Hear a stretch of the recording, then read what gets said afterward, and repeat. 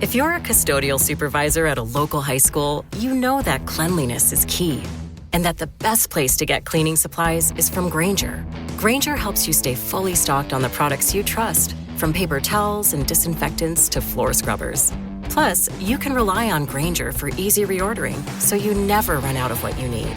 Call 1-800-GRAINGER, click Grainger.com, or just stop by. Grainger, for the ones who get it done.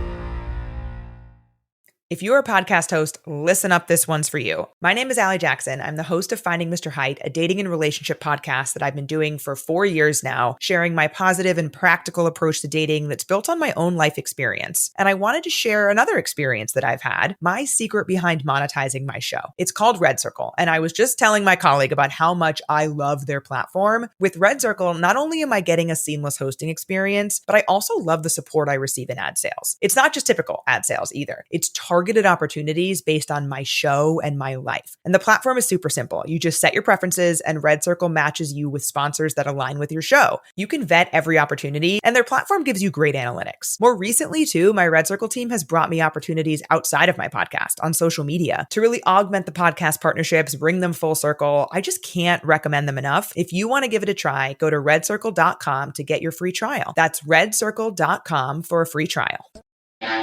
What is up, Buffalo Fanatics?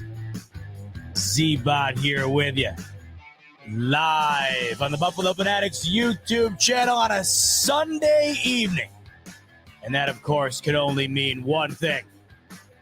It is the Smoke Break, powered by BetUS. Hopping on for a quick one this evening, talk about a couple of things I've been seeing all throughout the week.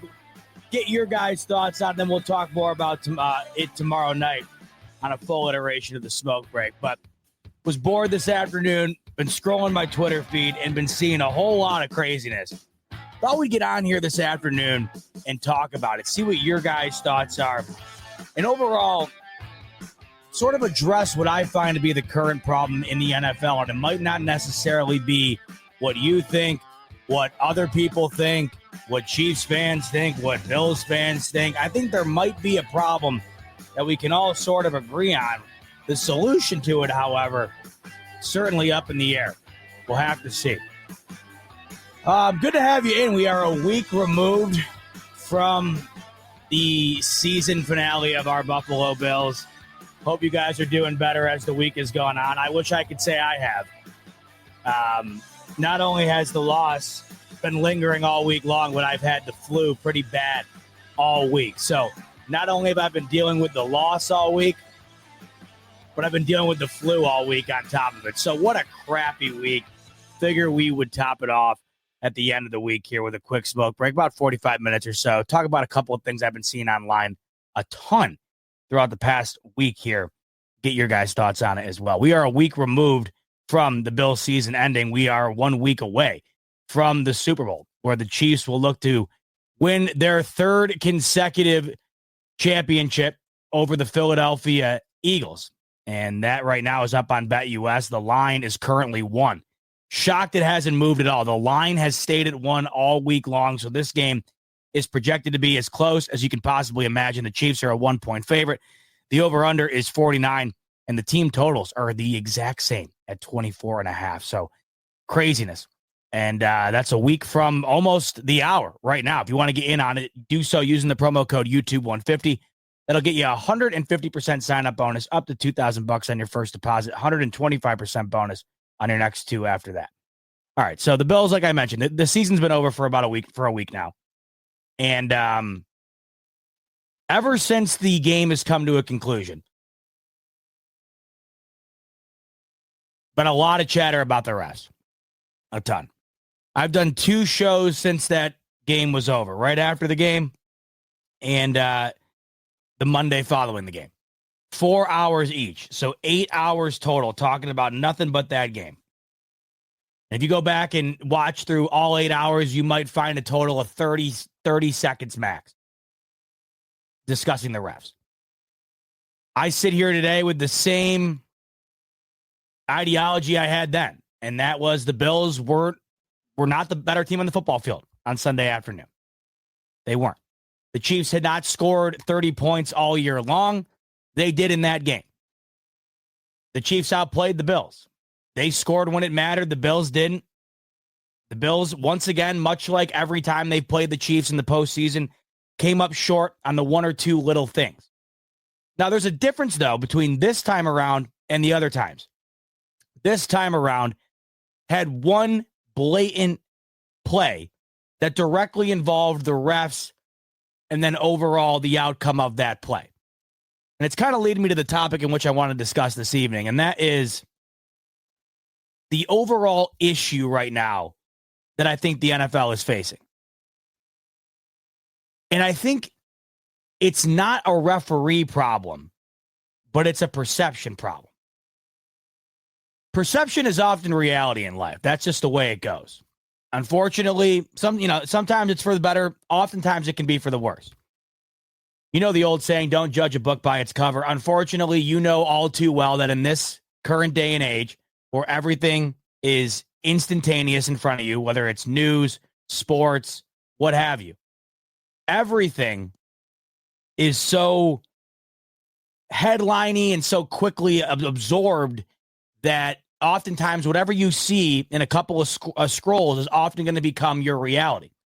You know, it's funny, even last night, one of the biggest trades in NBA history happened last night. Late night. Most of you probably weren't even up for it. I couldn't believe it when I saw it. The LA Lakers traded Anthony Davis to the Dallas Mavericks for perhaps the best player in the NBA, Luka Doncic. Nobody saw this coming. And I'm not a huge NBA guy. I'm a casual NBA fan. I do watch, not nearly to the level in which I watch the NFL. And even I knew in that moment, the second I saw it, that was one of the biggest trades in NBA history. Turn on ESPN, that's all anybody's talking about. That's all anybody's saying. Stephen A., Shams, Windy, all of them saying the same thing. But when you went on Twitter and saw it, everyone just assumed it was fake. One, because of how insane the trade was, but two, because oftentimes when you're online and you're looking at stuff anymore, we are just conditioned to believe that things aren't necessarily real.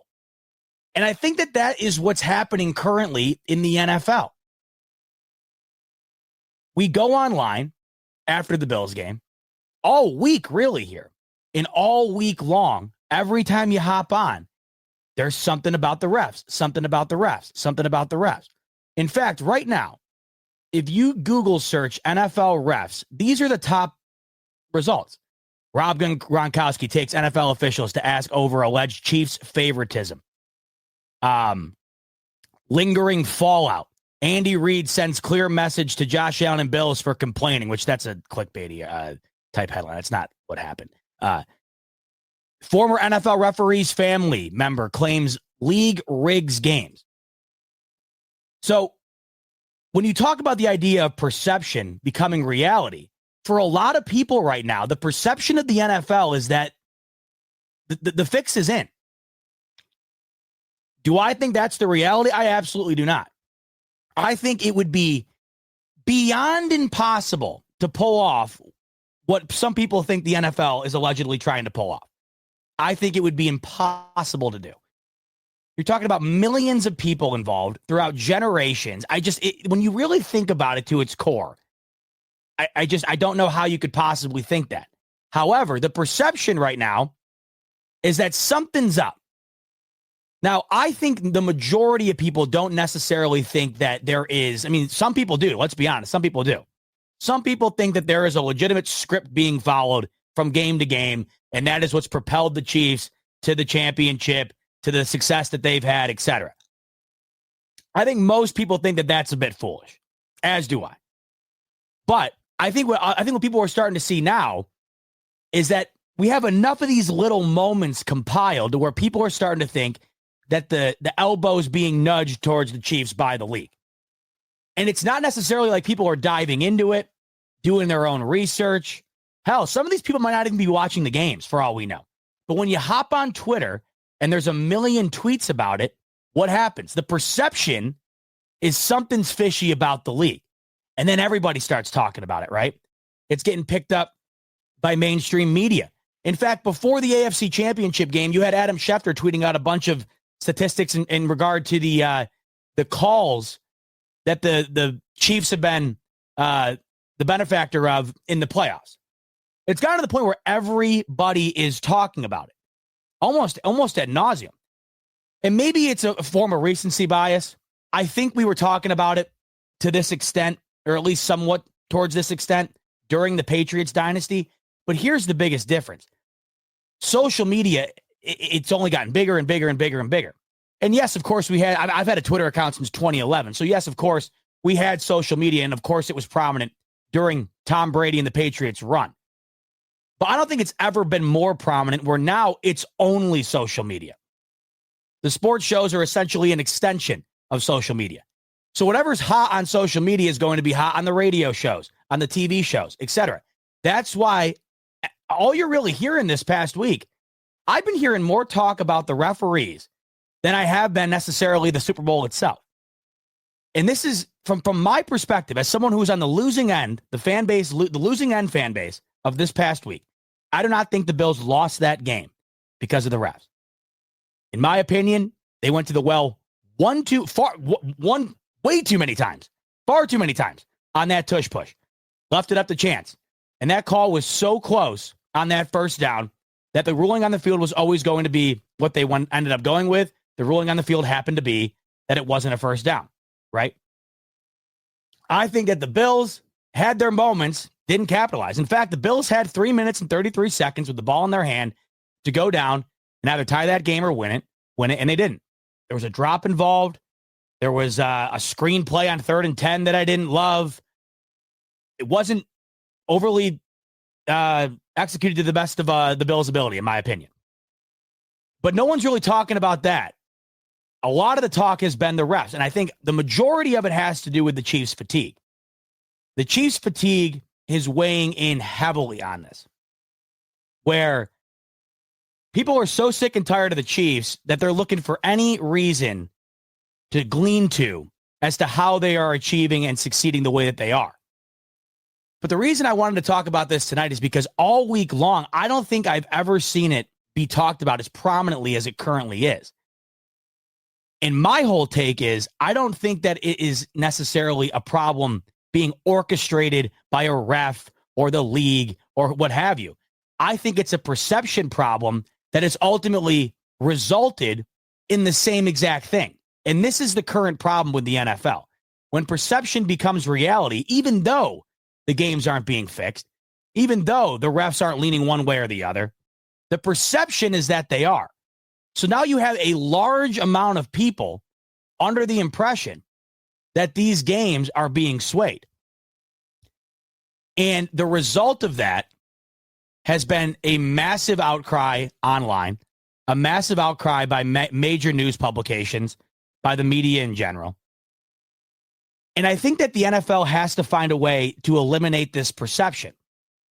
And it's funny how you can go back to shows of mine months ago. And Rico and I were discussing the idea of the down and distance being measured electronically as opposed to sticks and chains. I still can't believe it. But then all of a sudden, now that it happened on a grand stage, it happened in the AFC Championship. Now all of a sudden, everybody's talking about that. Months ago, we were having this conversation. In fact, I found an article, not just from my own perspective, talking about months ago, talking about this. I found an article from the LA Times, November 8th, 2015, this article was published. How long until sensors are used to track first downs and TDs? This article was published nearly a decade ago. And still, here we are, sitting here in 2015 or 2025, and we're still having the same question. Meanwhile, this technology is being used in the NHL. This technology is being used for tennis. This technology is being used in professional soccer, all over the place. And now all of a sudden, what do you know?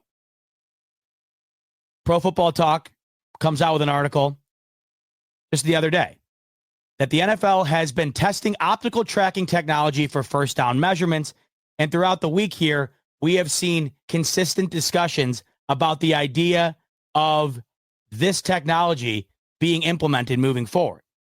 And oftentimes the NFL has waited for a catastrophe to happen or something prominent to happen in order to make a move. We saw it with the constant coining of no fun league. Remember, the NFL was considered the no fun league because you couldn't celebrate, and everybody had had enough of it. And then all of a sudden, NFL leaned into it. Now you can celebrate after a touchdown. You can go nuts, right? We had the awful missed pass interference call in the Rams-Saints playoff game, right? It was so bad that the NFL the following year implemented the ability to review pass interference, even though they never overturned a call. Last year, you had multiple injuries on the hip drop tackle. So the NFL's response to that was implementing a flag for hip drop tackles. Did you see one this year? I can't think of one that came to mind. Now, on the grand stage of the AFC Championship, what you saw was the Bills come up short on a fourth down, whether you think they did or didn't. The reality is the ruling on the field was that they came up short, reviewed it, went with the call. And now, because of that, you're seeing this tracking technology be discussed like never before, even though the technology has been there. The article I just showed you discussing this exact same topic was being discussed a decade ago, but now all of a sudden it's being pushed into the limelight.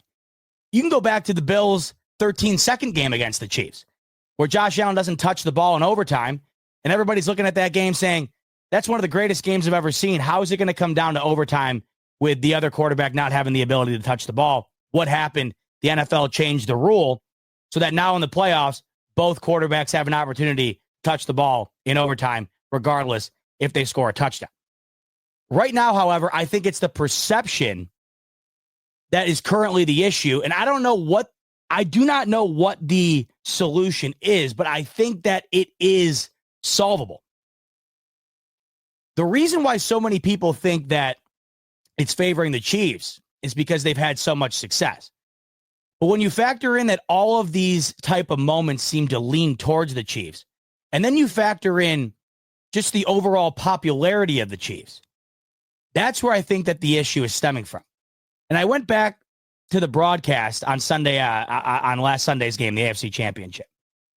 And there are multiple reasons why I think people think that the Chiefs are getting the benefit of the doubt. And this right here might be one of them.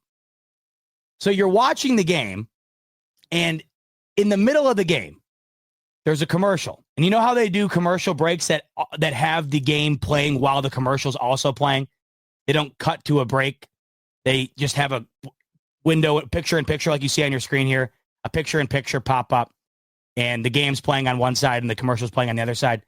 People are looking at this and saying, I'm watching the AFC Championship game with Mahomes playing in it, Andy Reid coaching in it, and while I'm watching it, on the same screen, I'm watching a commercial of Patrick Mahomes and of Andy Reid simultaneously. So people think that it's all kind of orchestrated into one thing. And what I'm finding is that people are seeing what's unfolding and are immediately assuming that each and every one of these little things that happens favors the Chiefs because of the popularity, because of the success, because they're on every commercial, right? I'm interested to hear what your guys' thoughts are, because it feels like this past week, I've really never seen the amount of discussion being had on this topic be raised to this level quite like I've watched it be this past week. And I personally, I do not think that there is a legitimate effort to help the Kansas City Chiefs. But the problem is that I don't know if it matters to most people anymore. That has become the reality. The perception is that the Chiefs are benefiting from all of this. Therefore, the reality becomes the fix is in for the Chiefs. I saw a video come out breaking down everything that happened in this game. All of the little things that happened that skewed towards the Chiefs, right? And if you're watching, we're just going to go through and watch this. I wanted to watch this with you because somebody literally made a huge compilation of all the things that happened in the game and sort of broke it down on why this is how the league is rigged or whatever. So let's play this real quick. This has been going nuts on Twitter throughout the week here. This current iteration of it has over 500,000 or nearly 500,000 views, and I've seen this being posted by a million different people. So the caption is, listen, all jokes aside, the NFL is rigged. If you can't see that after this video, then you're just choosing to stay in denial. Let's take a peek at this video. Does the NFL have an officiating problem? Well, let's go to the tape. There's two things that I noticed in this game. Number one, the Bills were repeatedly short-spotted by the officials. This is James Cook in the first quarter. Take it away, Jim. Cook has a first down. Well, I think everyone can agree that that is indeed a first down. Nice run by Cook there to gain an impressive 11 yards. He's tough. 11 yards, actually. Ooh, nice run. Oh, but hold on. James Cook is a little confused now because the refs are in a huddle, and they have come to the conclusion that he did not gain 11 yards, nor did he gain 10 yards. He actually gained 9. Yes, somehow that was only a 9-yard run. Look where they spotted the ball. You got to be kidding me. No, okay, so maybe that was just a one-time mistake. This is now the second quarter. This is going to be Amari Cooper. Josh Allen takes the snap. Buffalo Fanatics, what's going on? This is Pierre the Kingpin, and I wanted to talk to you today about Cigars International, which is the ultimate destination for premium homemade cigars. Known as the industry leader, Cigars International offers the largest selection, unbeatable prices, and a customer service experience that's second to none. Whether you're new to cigars or a seasoned vet, Cigars International makes enjoying cigars easy, approachable, and fun. Cigars International is the go-to retailer for all things cigars, with the biggest selection of premium homemade cigars available anywhere. Cigars International offers unbeatable deals and discounts, making it easy to stock up on your favorite or try something new without breaking the bank. With fast free shipping and their 100% satisfaction guarantee, you can shop with confidence knowing that Cigars International stands behind every order. They have good relationship with vendors that helps provide great low prices. Whether you're new to cigars or a seasoned pro, Cigars International makes it easy to find the right cigar with helpful guides, staff reviews, and expert advice. It's not just about cigars. Cigars International also offers a wide range of accessories and more to elevate your smoking experience. Check out the great deals every day at cigarsinternational.com. That's cigars, CIGARS, international.com. Use code FANATICS at checkout for 20% off your order of $50 or more, plus free shipping. Or visit www.cigarsinternational.com/fanatics, and the discount will automatically apply. Again, use code FANATICS at checkout for 20% off your order of $50 or more, plus free shipping. Or visit www.cigarsinternational.com/fanatics, and the discount will automatically apply. Time is precious, and so are our pets. So time with our pets is extra precious. That's why we started Dutch. Dutch provides 24/7 access to licensed vets with unlimited virtual visits and follow-ups for up to 5 pets. You can message a vet at any time and schedule a video visit the same day. Our vets can even prescribe medication for many ailments, and shipping is always free. With Dutch, you'll get more time with your pets and year-round peace of mind when it comes to their vet care. If you're a maintenance supervisor at a manufacturing facility and your machinery isn't working right, Grainger knows you need to understand what's wrong as soon as possible. So when a conveyor motor falters, Grainger offers diagnostic tools like calibration kits and multimeters to help you identify and fix the problem. With Grainger, you can be confident you have everything you need to keep your facility running smoothly. Call 1-800-GRAINGER, click Grainger.com, or just stop by. Grainger, for the ones who get it done. And he's going to find Amari Cooper off to the left here. He catches the ball, turns around. Now he slowed it down a bit here. It's kind of hard to tell, but it sure looks like he gets the pylon to me. But They're going to mark him about a yard shy. and again, look where they marked the ball. Now, let's talk about this for a second here. I did notice this throughout the game. It did feel like the ball was being spotted short throughout the game.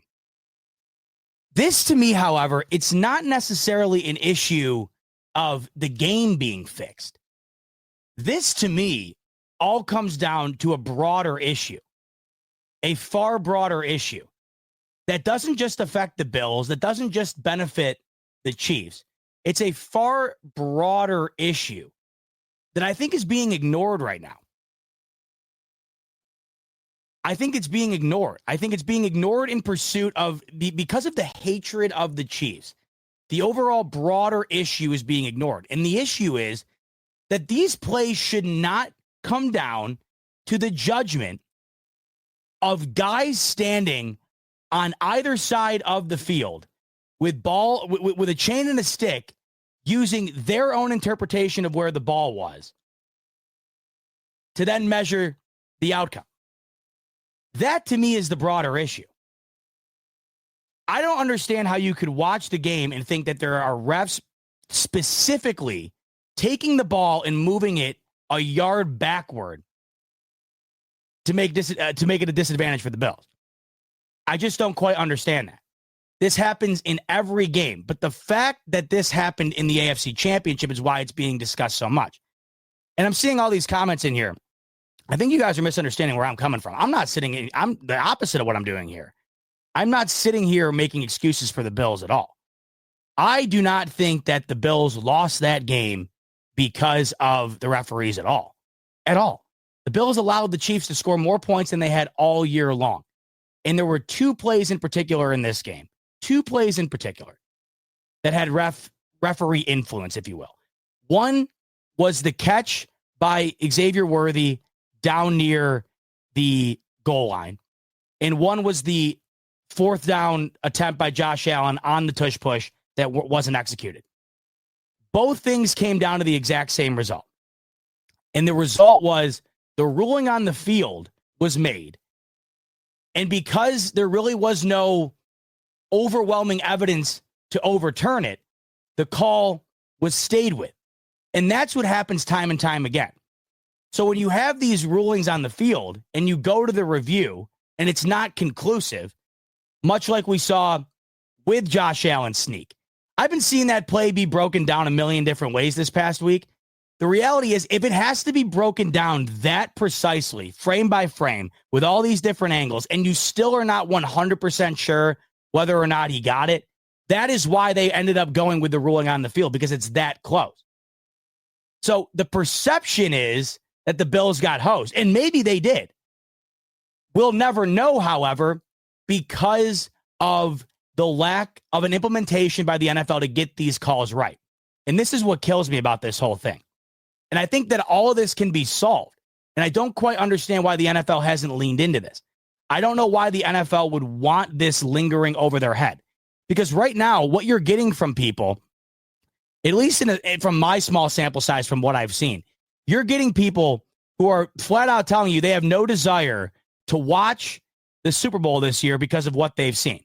I tweeted out, are you excited for this Super Bowl? And I had over 140 comments on that tweet.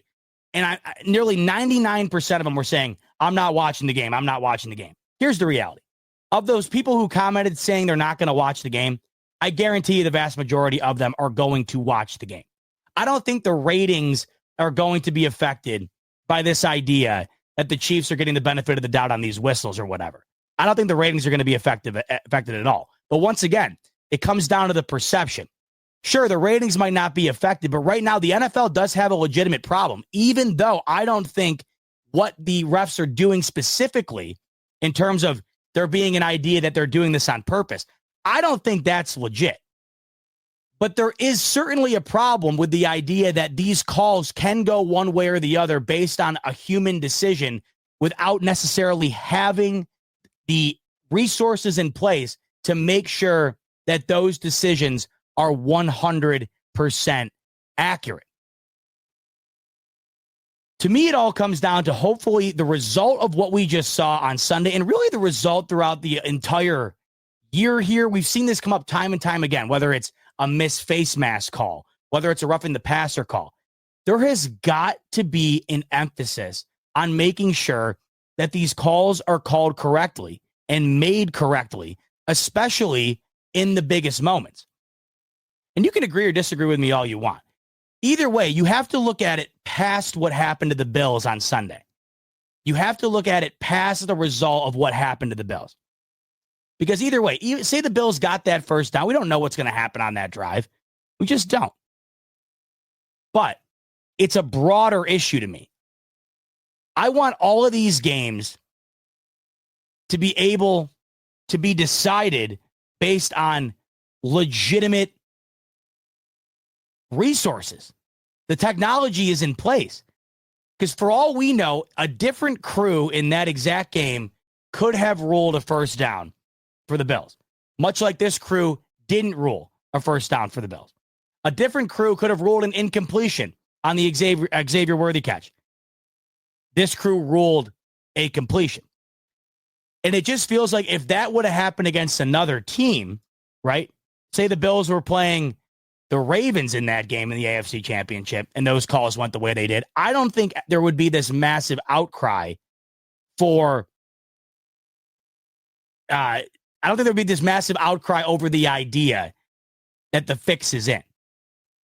But I do think that there is a benefit to what happened to the Bills to some degree. I think that this is going to lead to some sort of change. It has to. Because I have yet to see the amount of outcry quite like I've seen this past week. I personally just don't quite see, from what happened this past weekend with the Bills, I don't quite see how that was so egregious that it's led to what it's led to this past week. I've seen far worse. But I think the benefit that's going to happen from this, the overall outcome that's going to come from this, is that we are going to finally get ways implemented by the league in order to eliminate this type of discourse. Because the league cannot be happy about this at all. You have the Super Bowl coming up a week from today, and people are pissed about it because of what they saw on Sunday. And in my opinion, I just don't think it was nearly bad enough to warrant this outcry. But the perception has become that. The perception has become, no matter what happens out on the field, well, if the Chiefs are benefiting from it, then it has to be, there's got to be something nefarious going on here, right? And the way it currently sits, it does not make any sense, in my opinion, how the league can continue to go on, allowing stuff like what happened Sunday to come down to chains and sticks. I just don't quite get it. The league certainly cannot be satisfied with the idea that a week before the Super Bowl, the discourse primarily right now is discussing the NFL refs and their overall impact on the game more than the game itself. I mean, like I showed you earlier, you Google it here. You just Google NFL refs, and it's all that comes up. It's all that anybody's talking about. And even though it might not necessarily be reality,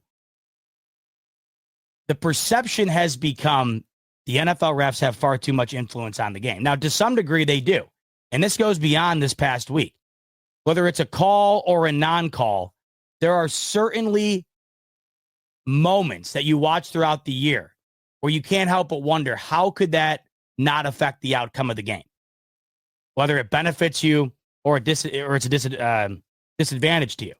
And there's been Chiefs fans that I've talked to who have agreed in the sense that they're sick and tired of hearing this about the Chiefs because it illegitimizes their win. Imagine if the Bills were in the same spot as the Chiefs and all the success that they've had has been linked back to a bunch of BS that has apparently allowed them to have the success that they've had, even though they're doing things that no one's really ever seen before. So as I'm watching this all unfold this week, I just wanted to come on here and kind of rant about my overall take on it, because I think it's kind of nuts. I just think it's crazy. But what I hope the outcome is that when the Chiefs, say the Chiefs do win that game last week, and it's not a first down. If the technology is put in place where they rule it to not be a first down, well, then nobody can have this discussion. Nobody can bitch and moan about being screwed by the refs, right? I'm wondering if it winds up coming to fruition. I do. Because as I mentioned to you, there was an article that came out a decade ago,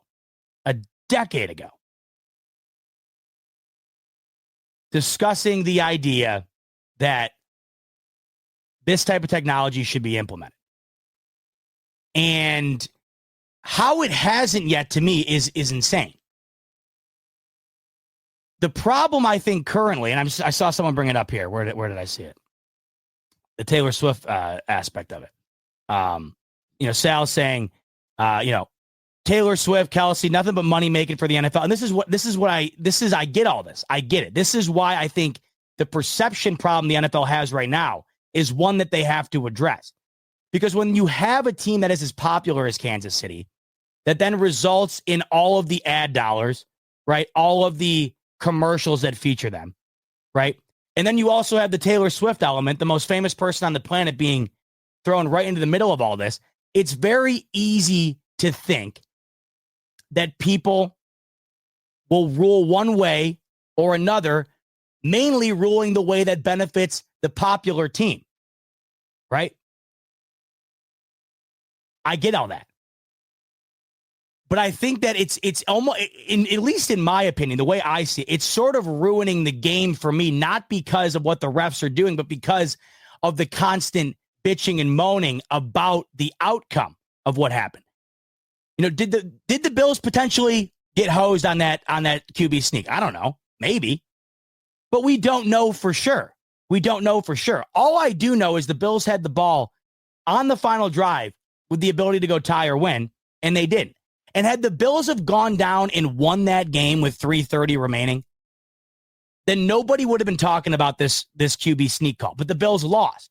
The Chiefs won. They go to their third consecutive Super Bowl, and then this is all anybody wants to talk about. And all week long, it's just all that I've seen. It's all anybody's discussing. And I just can't, for the life of me, understand why it's taken this long. It's taken till this moment for everybody to absolutely freak out about one play in the AFC Championship game to want to start implementing things that should have been in a long time ago. Absolutely should have been done forever ago. A decade ago, we were talking about potentially implementing this technology into the game. It blows my mind. And the perception, and for what everybody's saying in here, I totally understand this. The perception, right? The Taylor Swift perception, the picture-in-picture advertisement of Mahomes and Andy Reid while the game's playing, the perception. I get it. I get all of it. It needs to be eliminated.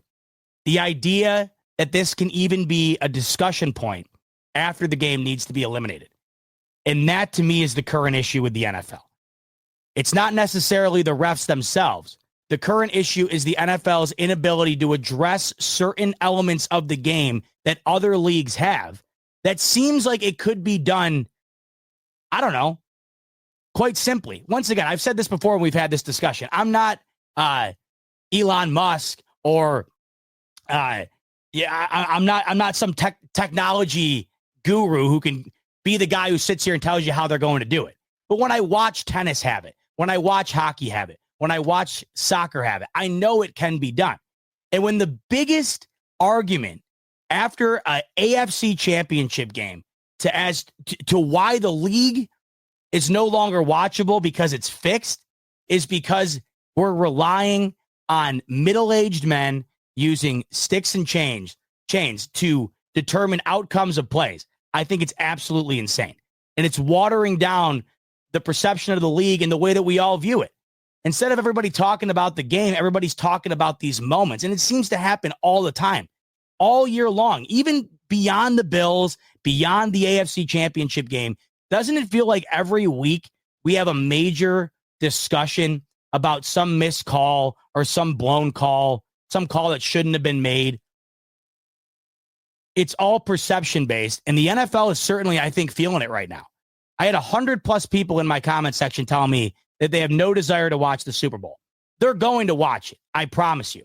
But I guarantee you the NFL does not like the idea that people don't want to watch it or saying they don't want to watch it, even though they're going to. The numbers are going to result in the same thing as they always have. It's the NFL. It's the Super Bowl. People are going to watch it. But do you want people watching it with their eyes squinted like this, waiting for the one moment to go the Chiefs' way, and then sit back and say, that's why they won it? Right? Because for me, sitting here as a Bills fan, I think it kind of sucks that the whole season for the Bills has sort of boiled down to the inability to get a first down on a fourth down call that I didn't particularly love the call to begin with. The Bills ran that same QB sneak on a 2-point conversion and did not get it. They ran it 6 times in that game and got it twice. They left it up to chance. They put themselves in a spot where it had to come down to being reviewed like that. And the way that the game is currently set up, everybody knows that if a call is that close, it's always going to be the ruling on the field being stood with. That's always going to be the case. And when you know that you haven't had the success on that play all game long, and you know that if you do succeed on that play, potentially, it's going to be very, very close, you're leaving it up to chance. And you notice throughout the game when the Chiefs needed a short yardage play, they got it visibly. There were other moments throughout the game where the Bills got it visibly, whether it was Allen lining up in the gun and running it on an RPO or a dump off to James Cook where he gained 25 yards. You have to be able to get it in a way that is going to be clear-cut and obvious. Because let's be honest, if they ruled that it was a first down on the field, they would have stood with that call. There was no call down on the field saying, well, it's going to benefit the Chiefs here. There was still 12 minutes in the game. The Bills still could have won the game beyond that call. Yet that's all anybody's talking about. So, I don't know. I was bored this afternoon. I'm reading all this stuff, and I wanted to come on here and get your thoughts.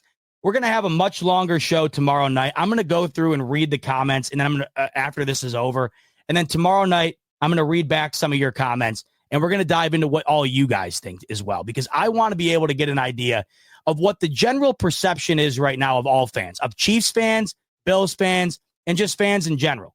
So I kind of wanted to use this afternoon to set up sort of a hub where everybody can come on in and kind of write down what they're currently thinking. And let me know if you've been seeing the same thing throughout the week as well, because I've been seeing the same amount of discussion on this day in and day out.